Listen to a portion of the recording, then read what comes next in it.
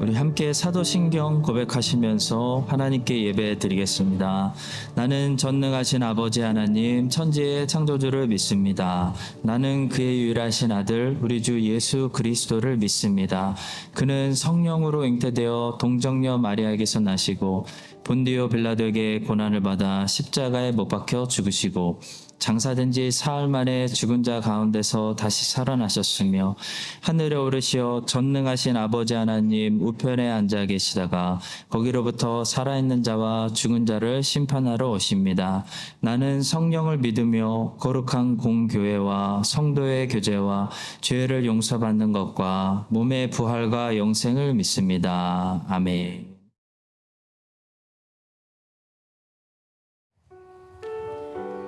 네, 이 아침에 우리 아이들이 오늘 진급식이 있습니다. 주님의 사랑으로 컸고 주님께 갚아야 될 은혜들이 많습니다. 이 시간에 다 같이 주님 사랑합니다 고백합니다. 아멘. 주님 사랑해요.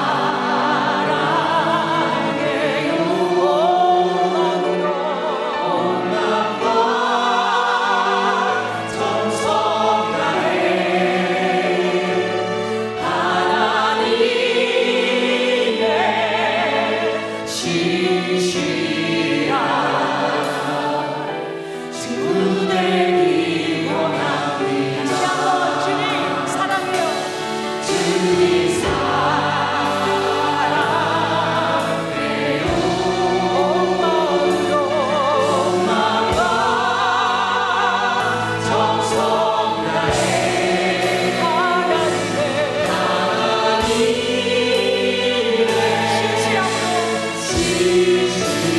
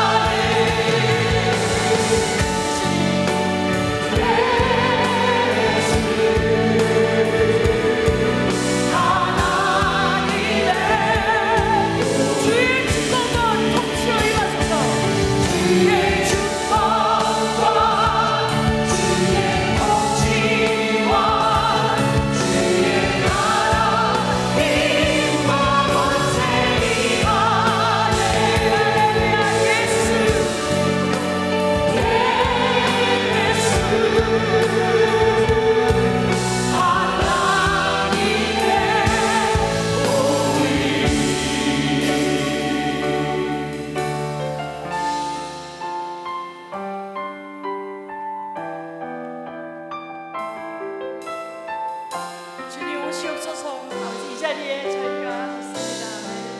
오소서 진리의 성령님, 오소서 진리의 성령님,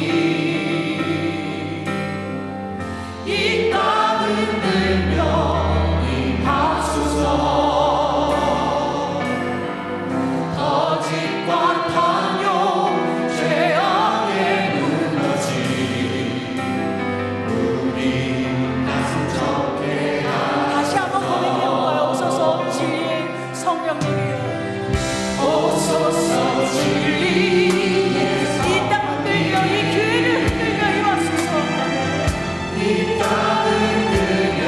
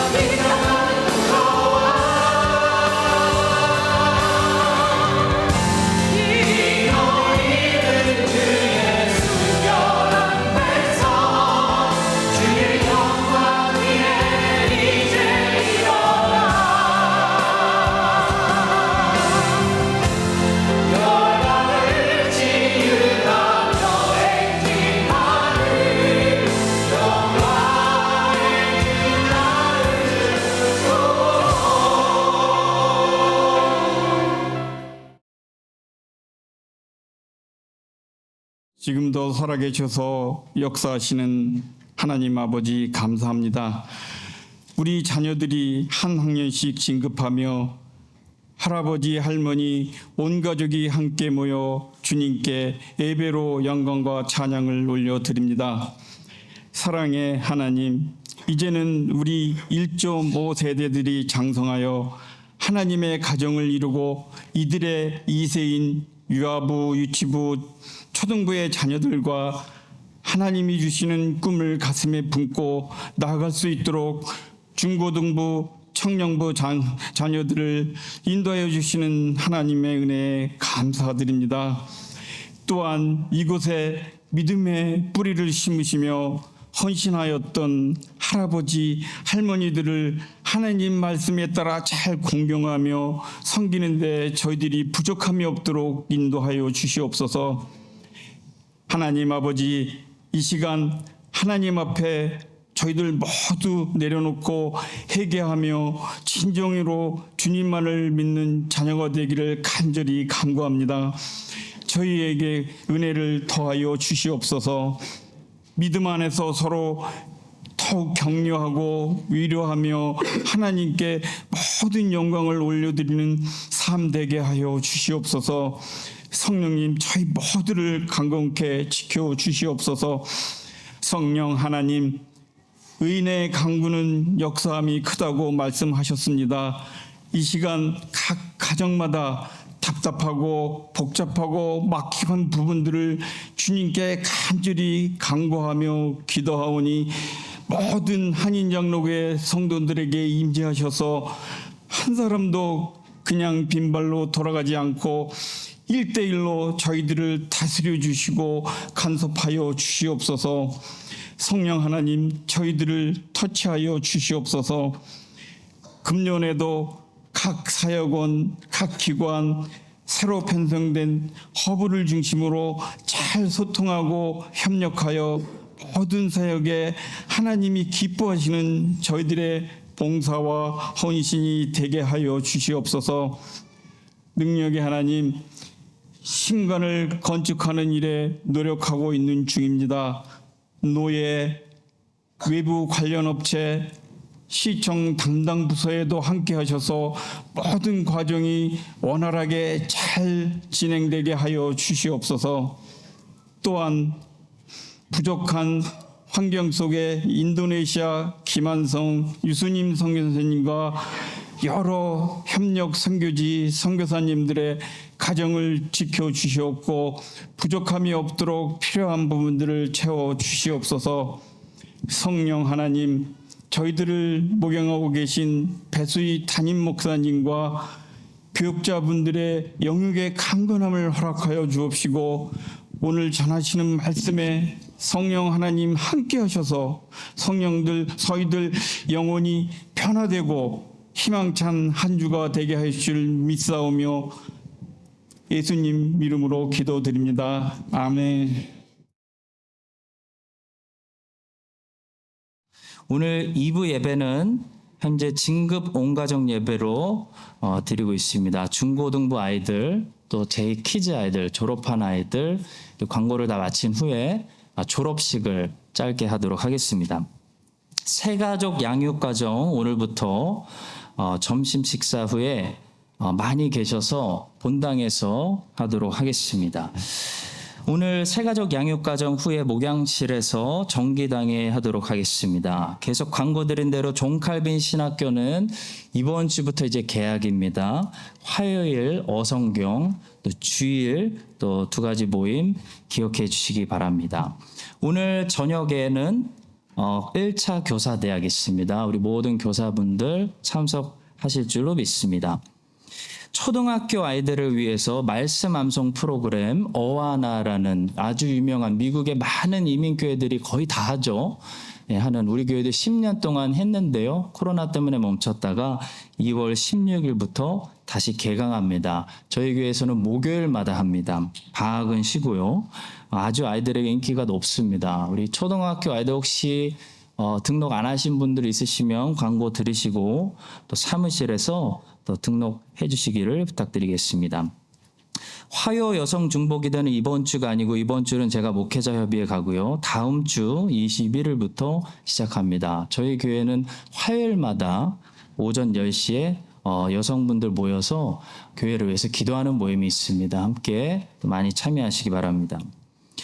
금요일 성령대망회 이번 주에 있습니다. 금요일 매달 둘째 주 금요일에는 한 달에 한 번 우리가 금요 성령대망회로 모여서 예배를 드리고 있습니다. 기억해 주시고요. 이번 주 성령대망회 많이 오십시오.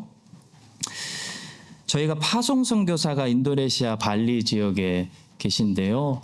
매년 방문했었는데 코로나 때문에 또 몇 년 동안 방문하지 못해서 올해는 6월 19일부터 6월 26일 7박 8일로 무조건 다녀오려고 하고 있습니다. 선교 사역의 방향은 가서 전도하고요. 99% 이슬람 국가인데요. 발리는 99% 힌두입니다. 그래서 발리 지역에 이슬람들과 기독교가 와서 서로 전도 전쟁을 하고 있어요. 그런 지역이에요. 그래서 저희가 가서 전도하고 선교사님 위로하고 또 선교사님이 돌보시는 고아 아이들 양육하는, 특히 영어 프로그램을 좀 가르쳐서 돌아와서도 지속적으로 줌을 통해서 영어 강의를 해서 아이들 영어를 좀 가르쳐서 어디에 있든지 우리가 소통할 수 있게끔 좀 하려고 합니다. 작년에서 5명 제가 갑니다. 청년 중에서 한 3, 4명 생각하고 있는데요. 작년 분들 중에서 혹시 마음이 뜨거우신 분들 선교사역원에 또 사무실에 말씀해 주시기 부탁드리겠습니다. 인도네시아 단기 선교는 선교 사역원만의 사역이 아니고요. 선교팀만의 사역도 아니고 선교하는 교회, 우리 교회 전체의 사역입니다. 그래서 3월 달에 우리 새 허브 첫 모임 이제 가지시고 선교 바자회를 합니다. 선교 바자회 날짜가 3월 18일 토요일인데요. 이때는 아침부터 선교 바자회로 모이니까요. 각 허브에서 음식들도 좀 풍성히 준비하시고 하셔서 또 우리가 도네이션을 모이도록 하겠습니다. 중요한 광고가 있는데요. 매년 선교 바자회를 했는데 선교 바자회가 이 도네이션이 필요해서 하는 건데 쓰레기를 나중에 처리하느라고 돈을 더 쓰는 그런 좀 웃지 못할 상황이 좀 몇 번 있었어요. 그래서 절대로 교회는 쓰레기를 가져오는 곳이 아닙니다. 교회 버릴 만한 물건 가져오시면 안 되고요. 정말 잘 나눠 쓸 수 있는 도네이션 할 수 있는 그런 물품들을 받도록 하겠습니다. 꼭 기억해 주시기를 부탁드리겠습니다. 예배 사역원에서 저희 통역팀을 모집합니다. 우리 계속 1-2명의 청년들이 개인적으로 2부 예배 때 봉사를 해주셨는데요. 우리 외국 분들이 많이 오세요, 2부 때. 근데 통역팀을 아예 사역원에서 만들어서 좀 운영을 할 필요가 있을 것 같습니다. 그래서 혹시 통역에 은사가 있으신 분들은 또 예배 사역원에 말씀해 주시기를 부탁드리겠습니다. 이제 2월 달 개학했습니다. 2월부터는 새 허브가 적용되고요. 새로운 주방 봉사 순서 게시판을 통해 확인해 주시기를 부탁드리겠습니다. 사무엘하 1장 11절에서 16절. 이에 다윗이 자기 옷을 잡아 찢음에 함께 있는 모든 사람도 그리하고 사울과 그의 아들 요나단과 여호와의 백성과 이스라엘 족속이 칼의 죽음으로 말미암아 저녁 때까지 슬퍼하여 울며 금식하니라. 다윗이 그 소식을 전한 청년에게 묻되 넌 어디 사람이냐? 대답하되 나는 아말렉 사람 곧 외국인의 아들이니이다 하니 다윗이 그에게 이르되 너는 어찌하여 손을 들어 여호와의 기름 부음 받은 자 죽이기를 두려워하지 아니하였느냐 하고 다윗이 청년 중 한 사람을 불러 이르되 가까이 가서 그를 죽이라 하매 그가 침에 곧 죽으니라. 다윗이 그에게 이르기를 내 피가 내 머리로 돌아갈지어다 내 입이 내게 대하여 증언하기를 내가 여호와의 기름 부음 받은 자를 죽여노라 함이니라 하였더라. 2 Samuel chapter 1 verses 11 to 16. Then Daniel and all the men with him took hold of their clothes and tore them. They mourned and wept and fasted till evening for Saul and his son Jonathan and for the army of the Lord and for the nation of Israel because they had fallen by the sword. David said to the young man who had brought him the report, "Where are you from?" "I am the son of a foreigner, an Amalekite," he answered. David asked him, "Why weren't you afraid to lift your hand to destroy the Lord's anointed?" Then David called one of his men and said, "Go, strike him down." So he struck him down and he died. For David had said to him, "Your blood be on your own head. Your own mouth testified against you when you said, I killed the Lord's anointed."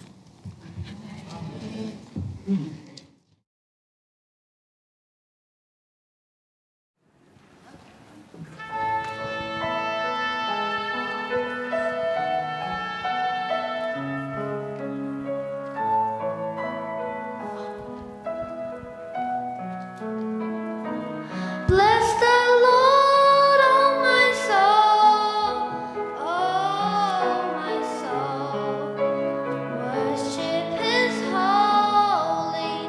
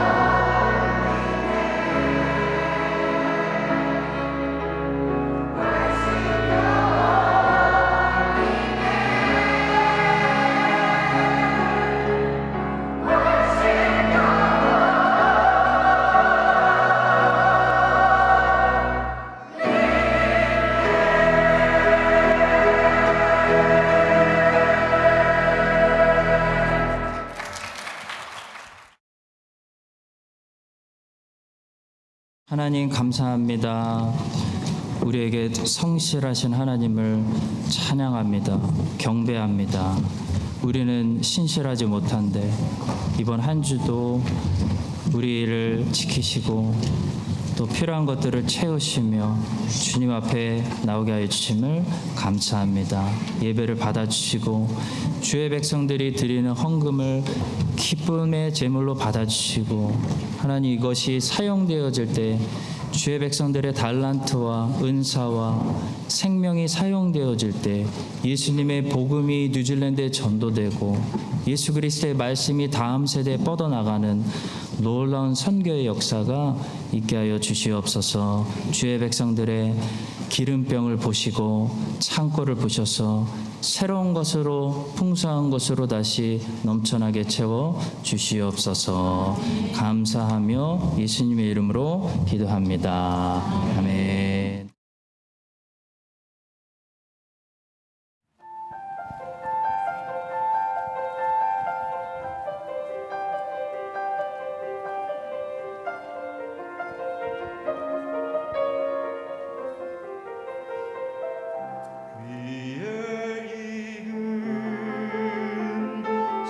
소리들로 내 마음을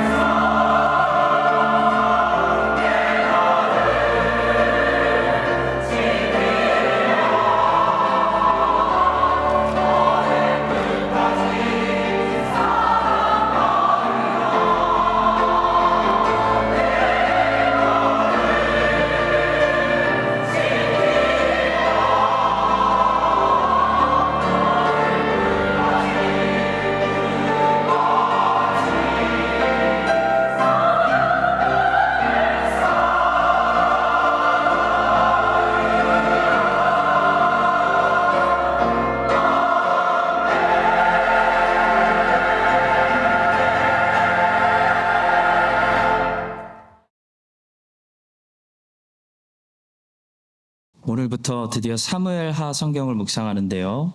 사무엘하는 한마디로 다윗의 통치 40년을 보여주는 성경입니다. 그런데 사무엘하는 다윗의 통치 40년을 크게 두 부분으로 나누어서 보여줍니다. 전반전에서는 다윗이 승승장구하게 되는 다윗의 승리를 보여주고요. 후반전에서는 다윗의 어두운 면과 다윗의 패배와 다윗도 겪게 되는 고통들을 보여주고 있습니다. 오늘 우리가 읽은 부분은 사무엘상 마지막에서 이어지는 이야기인데요.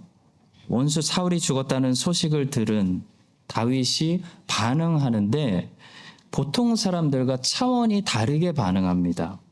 보통 사람들은 좋아하거나 아니면 속으로는 좋으면서도 겉으로 티를 내지 않으려고 참는데요. 다윗은 보통 인생이 아니라 의로운 인생을 살았기 때문에 아주 놀라운 반응을 합니다. 예상을 깨는 반응을 합니다. 그 다윗의 반응에 사람들이 감동받아서 사람들도 감동받고 하나님도 감동하시는 그런 일이 벌어집니다. 오늘 우리가 읽은 부분을 통해서 의로운 인생은 어떻게 다른지, 어떻게 차원이 다른지, 어떤 방식으로 사는지 몇 가지를 살펴보겠습니다. 첫 번째로 의로운 인생은 정직하고 긍휼이 넘치는 인생입니다. 오늘 본문의 이야기의 주인공은 두 사람이죠. 다윗하고 아말렉 청년입니다. 아말렉 청년하고 다윗이 대화를 나누는데요. 이 두 사람 사이에 명확하게 차이가 나는 점이 있다면 정직성입니다. 아말렉 청년은 매우 정직하지가 못하죠.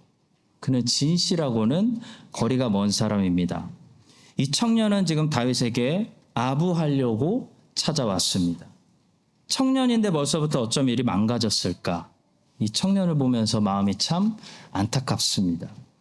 이 청년은 매우 비겁하고 속내를 감추고 있고 사울의 죽음과 다윗을 이용해서 자기 출세를 원하는 그런 계산적이고 비열한 사람이었습니다.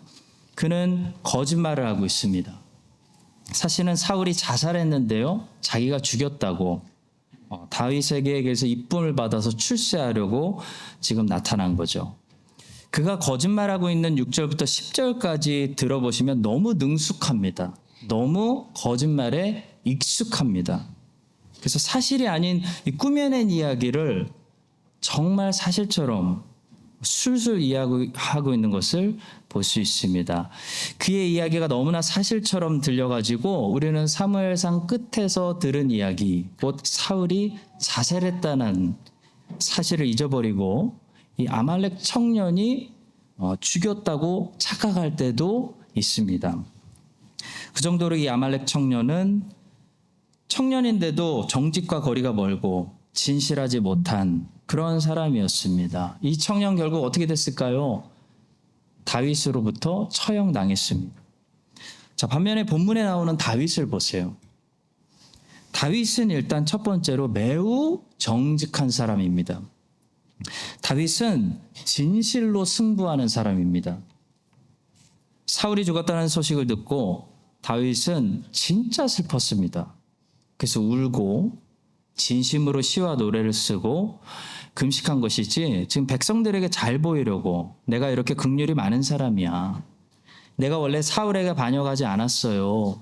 라는 것을 프루브하기 위해서 정치적인 쇼를 한 것이 아니라는 거죠. 충분히 많은 사람들이 그렇게 의심했을 수도 있을 것 같습니다. 다윗 저거 정치적인 쇼하는 거 아니야? 여러분, 다윗이 정치적인 목적으로 슬픔의 쇼를 했다면 어떻게 됐을까요? 분명히 다윗을 더 혐오스러워하는 사람들이 많이 생겨났을 것입니다. 근데 결과를 보니까요, 다윗을 미워하는 사람들이 생긴 것이 아니고 다윗을 미워했던 베냐민 사람들도 사울의 장례식 이 사건을 통해서 다윗에게 점점 마음을 열게 됩니다. 어떻게 된 일이죠? 다윗의 진심이 잘 전달된 그런 사건이었습니다. 진심이 전달돼서 이스라엘이 감동했습니다. 성도 여러분, 쇼는 감동을 전달하지 못합니다. 감동을 전달하고 싶으면 진심이 전달돼야 됩니다. 다윗이 진심으로 슬퍼했더니 백성들이 감동받아서 이 사울의 죽음을 정말 멋있게 장례를 치렀습니다. 이것이 리더십이죠. 리더십은 강요가 아니라 감동입니다. 우리 주님께서도 사람을 강제로 강요로 이끄신 것이 아니고 항상 감동으로 이끄셨죠. 성령께서 감동시키셔서 마음에 항상 감동받은 사람들이 주님 제가 가겠습니다 라고 자원하는 것입니다. 다윗은 그런 감동을 주는 사람이었습니다. 그런데 여러분, 감동을 주려면 사람이 진실해야 됩니다. 우리를 감동시키는 사람들, 항상 진심이 느껴지는 사람이, 거칠애가 아니고 인사말이 아니고 진심이 느껴지는 사람들, 진심이 느껴지는 사람들에게 감동을 받는 것이지 좋은 것을 제시하는 사람들에게 감동을 받지 않습니다. 의로운 인생은 정직한 인생입니다. 진실한 인생이에요. 그래서 감동적인 인생입니다. 사람들이 신뢰할 수 있는 인생입니다. 여러분과 제가 첫 번째로 먼저 진실하고 정직한 사람들 될 수 있기를 주님의 이름으로 축복합니다. 또 다윗은 진실했을 뿐만 아니라 긍휼이 넘치는 사람이었어요. 그것이 의로운 인생입니다. 여러분, 성경에서 의롭다는 단어는 아주 의미가 깊고 매우 복잡하고 그런데 중요한 단어예요. 성경에서 의롭다는 것은 단지 옳고 그름의 수준에 머무는 사람을 가리키는 말이 절대로 아닙니다. 성경에서 의롭다는 것은 뭐냐면 다른 말로 하면 하나님이 그 사람을 인정하신다는 거예요. 근데 하나님께 인정을 받는 사람은 어떤 사람이냐면 단지 옳고 그름의 수준에서 오른편에 사는 사람이 아니라는 거예요. 하나님이 인정하는 사람은 은혜를 베풀고 긍휼을 여기는, 긍휼히 여기는 수준까지 나아가는 사람을 성경에서는 의로운 사람이라고, 하나님이 인정하시는 사람이라고 말씀하는 거예요. 그래서 마리아의 남편 요셉을 성경은 의로운 사람이라고 부르는 겁니다.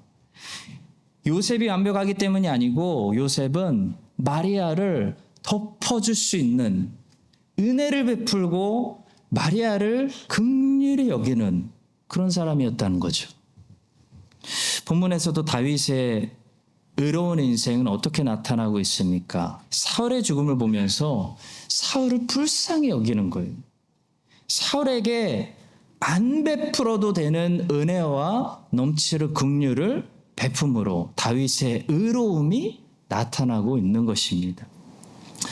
다윗은 평생에 사울의 집안에 남은 후손을 자기의 상에서 같이 먹게 하는 그런 자비를 평생 베풀었습니다. 다윗이 왜 그랬을까요? 다윗에게 긍휼이 넘쳤기 때문입니다. 성도 여러분, 성경에 보면 하나님의 특별한 애정을 받는 사람들이 분명히 있습니다. 어떤 신학자는 이렇게 말했어요. 성경에 나타난 이들에 대한 하나님의 관심은 거의 편애에 가깝다. 하나님이 거의 차별하다시피 늘 감싸는, 편애하시는 사람들이 성경에 분명히 있어요. 그들이 누구일까요? 첫째, 고아들, 둘째, 과부들, 셋째, 가난한 자들, 넷째, 나그네들입니다. 성경을 보시면 이 사람들을 향한 하나님의 사랑은 의심할 여지 없이 특별해요. 스페셜이에요.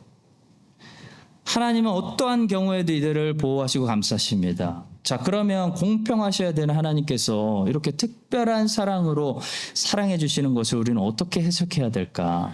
하나님이 왜 그러실까? 질문할 수 있습니다.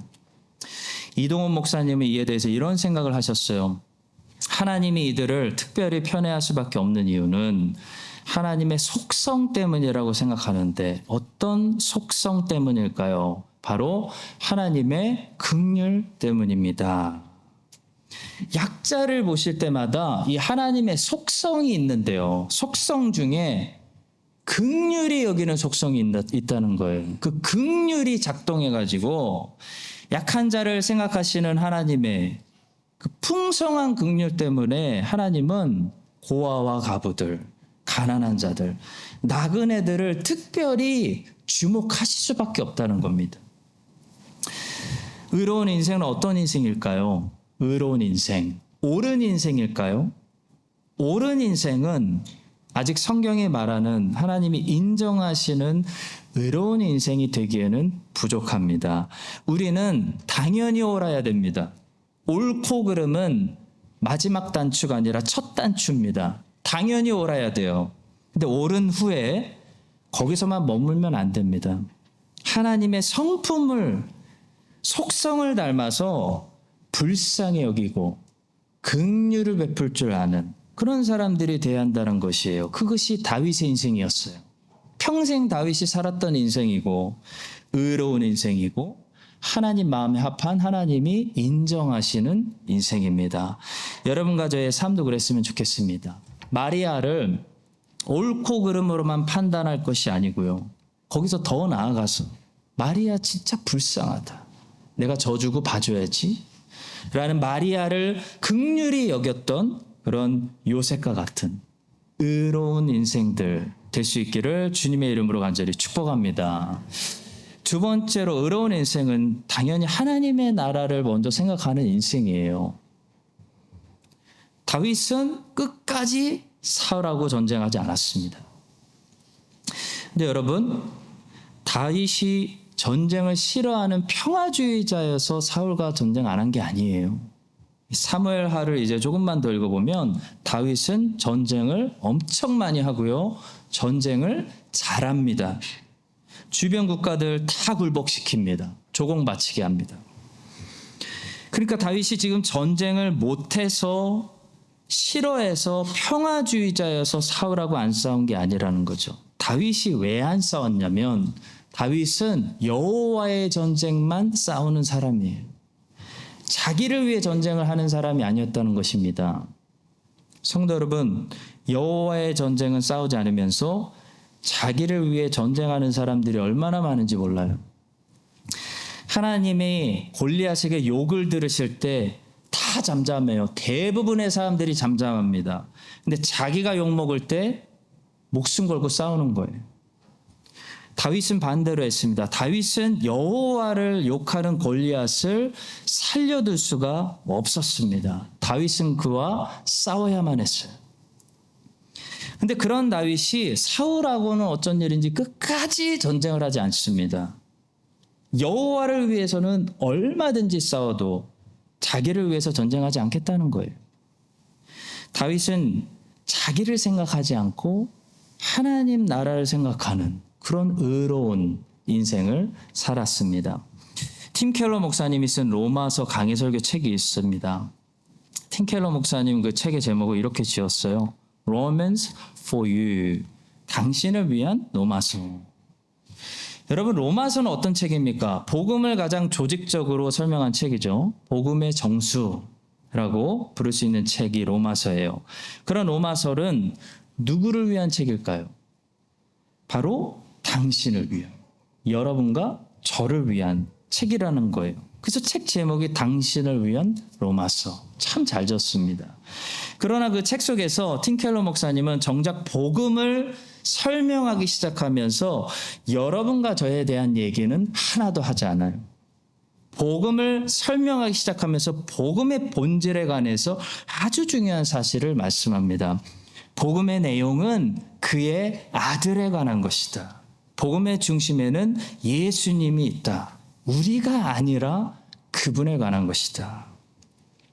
로마서는 여러분과 저를 위한, 당신을 위한 로마서이지만 로마서의 내용은 여러분과 저에 관한 것이 아니라는 거예요. 예수 그리스도에 관한 이야기라는 것입니다. 로마서를 펴서 읽는 순간 우리의 관심사가 우리의 꿈과 우리의 문제와 우리의 기도 제목에서 옮겨지기 시작하면서 예수 그리스도가 누구인지, 예수 그리스도가 무엇을 하셨고 그분이 앞으로 어떤 영광을 받으셔야 하고 그분의 나라가 어떻게 임해야 되는지, 여러분과 저에 대해서가 아니라 하나님의 아들에 대해서 말씀해 주는 책이 로마서라는 거예요. 로마서는 당신을 위한 것이지만 당신에 관한 것이 절대 아닙니다. 우리는 예수 그리스도에게 관심을 기울이고 예수 그리스도가 누구인지, 그분이 어떤 영광을 받으셔야 하는지, 그분의 나라가 어떻게 확장돼야 되는지 모든 관심과 열정을 거기에 쏟아부을 때 그것이 가장 우리를 위한 길이라는 것이, 그것이 복음이에요. 하나님의 아들을 묵상할 때 우리가 구원받는 겁니다. C.S. 루이스가 쓴 책 중에 스크루테이프의 편지라는 유명한 책이 있습니다. 많이 읽어보셨을 거예요. 스크루테이프라는 삼촌 악마가 웜우드라는 조카 악마에게 쓴 편지들이에요. C.S. 루이스가 악마의 입장에서 진리를 본 관점을 기록한 유명한 책입니다. 스크루테이프가 웜우드에게 보내는 두 번째 편지의 내용을 보시면 이런 내용이 나옵니다. 아들의 삶에 새롭게 끼어든 요인을 질투하는 마음이 조금이라도 있더냐? 어렸을 때 자기가 그렇게 좋은 기회를 주었을 때는 거들떠보지도 않다가 이제서야 다른 사람한테 배우고 있다는 걸 속상해하지는 않던? 아들이 법석을 떨고 있다고 생각하는지 아니면 너무나 쉽게 믿고 있다고 생각하는지도 궁금하구나. 원수의 이야기에 나오는 큰 형을 기억하길. 어떤 아들이 어머니가 믿어라 믿어라 할 때는 안 믿더니 어느 날 믿어버린 거예요. 밖에서 믿고 왔어요. 그때 어머니 마음속에 기쁘면서도 혹시 자기를 통해서 믿지 않은 이 아들에게 서운함을 느끼는, 하나님께 섭섭함을 느끼는 것은 없는지, 혹시 있다면 너는 그 서운함을 쑤시고 확대시켜서 하나님과 그 엄마의 관계를 끊어버리고 어머니와 아들의 관계를 갈라놓아라. 이 악마들의 대화 내용이에요. 성도 여러분, 여기서 악마가 노리는 게 뭘까요? 바로 나예요. 나를 드러내라는 거예요. 내가 중요시 해야 된다는 거예요. 나를. 당신이 예수를 믿고 축복을 받더라도 꼭 나를 통해 받아야 된다. 내가 거기 개입돼야 된다. 내 이름이 거기서 빠지면 서운하다. 지금 그걸 악마가 노리고 있는 거예요.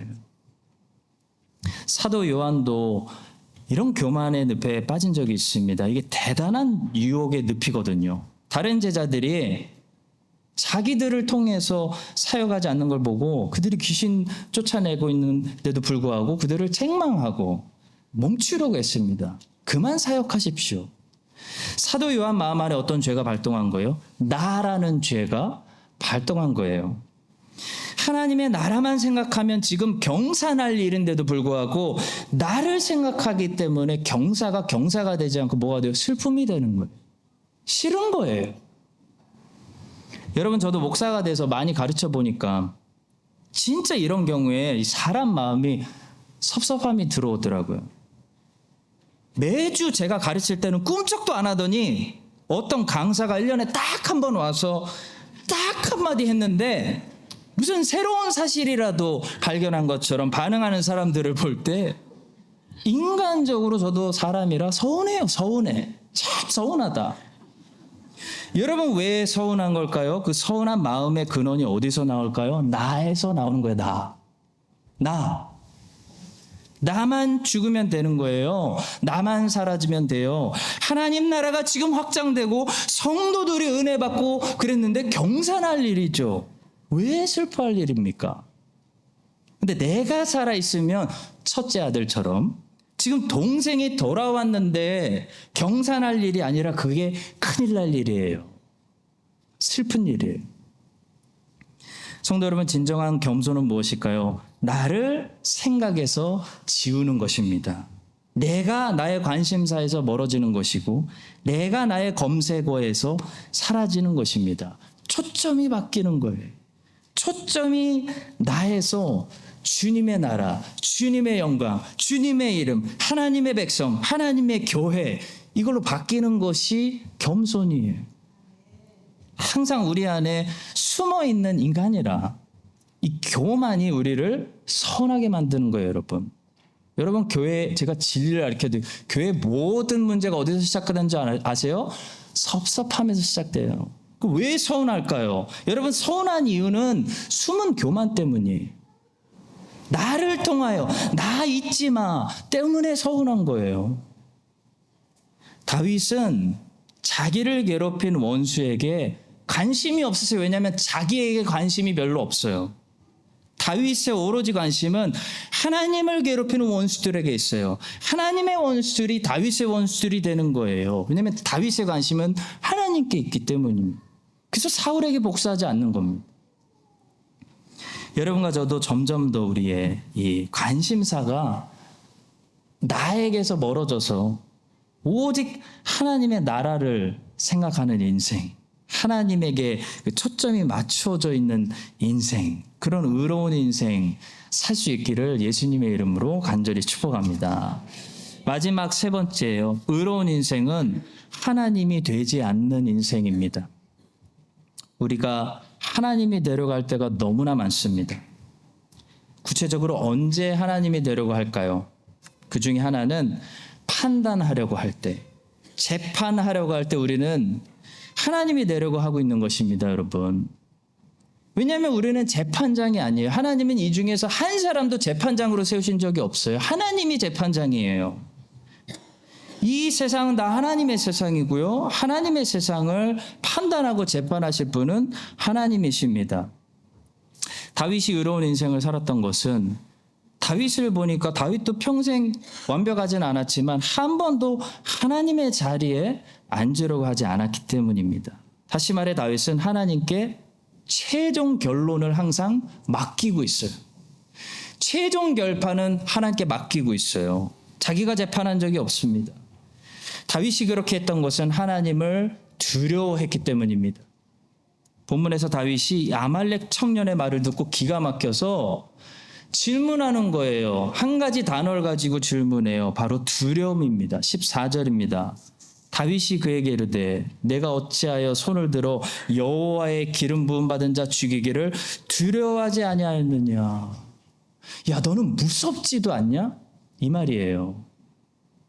성도 여러분, 우리가 남을 판단하고 재판한다는 것은 그 순간에 하나님을 두려워하지 않고 하나님이 똑바로 일을 제대로 하지 않으시기 때문에 제가 좀 나서야 하겠습니다 라고 교만하게 구는 것과 같은 것입니다.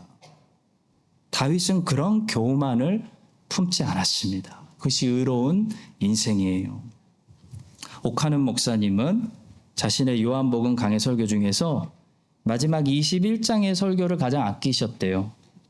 요한복음 21장에서 특히 큰 은혜를 받았다는 것입니다. 그 이유를 설명하셨는데요.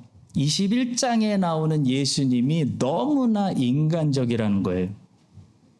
21장에 나오는 예수님은 누구입니까? 이미 부활하셨어요. 십자가 사명 다 이루셨습니다. 영광스러운 하나님의 아들로 승리하신 이후에. 그래서 이제 원수들에게 복수하시면 돼요. 근데 예수님은 21장에서 그 전보다도 훨씬 더 인간적인 모습으로 나타나십니다. 예수님은 눈부신 부활의 영광의 하나님으로 나타나서 제자들을 빨리 꿇어 엎드려지게 하고 기죽이게 한 것이 아니라 오히려 기가 죽어있는 제자들을 살려주시기 위해서 매우 인간적인 모습으로 다가가십니다. 찬란한 영광의 빛이 아니라 생선구이를 가지고 다가가시죠. 그러면서 옥하는 목사님이 이런 설교를 하십니다. 우리는 조금만 믿음이 좋아져도 조금만 더 경건하게 보여도 마치 하나님이나 된 것처럼 행동하는 경우가 자주 있기에 예수님을 보면서 더욱더 부끄러워하는지 모른다. 옥하는 목사님, 모른다. 사랑하는 성도 여러분, 그 누구보다도 찬란한 영광의 하나님의 아들이 이렇게 겸손하게 생선구이를 들고 제자들에게 다가가셨는데요. 우리는 피조물에 불과하면서도, 그것도 타락하고 망가진 피조물에 불과하면서도 우리가 옳다고 내 생각에 맞다고 자꾸 하나님이 데려갈 때가 얼마나 많습니까? 여러분과 저도 다윗처럼 이제부터는 모든 재판과 판단은 하나님께 맡기고 사울 문제도 하나님께 맡겨버리고 하나님의 자리에 끝까지 앉지 않으며 하나님이 일을 너무 답답하게 하시니까 내가 나서겠습니다라는 무서운 착각과 교만의 죄를 회개하시는 우리 모두가 될 수 있기를 겸손한 자를 오늘도 찾으시는 예수님의 이름으로 간절히 축원합니다. 기도하겠습니다. 주님, 우리가 교만하여져서 주님의 자리에 앉으려고 했을 때가 너무나 많았습니다. 주님, 내가 옳고 저 사람들이 틀린 것이 아니라 주님이 항상 옳고 우리 모두가 조금씩 틀렸다는 것을 알게 하시고 하나님을 더욱더 두려워할 수 있는 겸손한 마음을 허락하여 주시옵소서. 하나님 나라를 언제나 먼저 생각하며 긍휼히 여기는 인생, 정직한 인생, 의로운 인생을 살아가게 하여 주시옵소서. 예수님의 이름으로 기도합니다. 아멘. 지금은 역사의 주인공 되시는 우리 주 예수 그리스도의 은혜와 하나님 아버지의 성실하신 사랑과 성령 하나님의 놀라우신 역사하심이 다윗처럼 의로운 인생을 다시 살기로 결단하는 모든 사랑하시는 구속하시는 주의 백성들 위해 이제부터 영원까지 함께 하시기를 간절히 축원합니다. 아멘.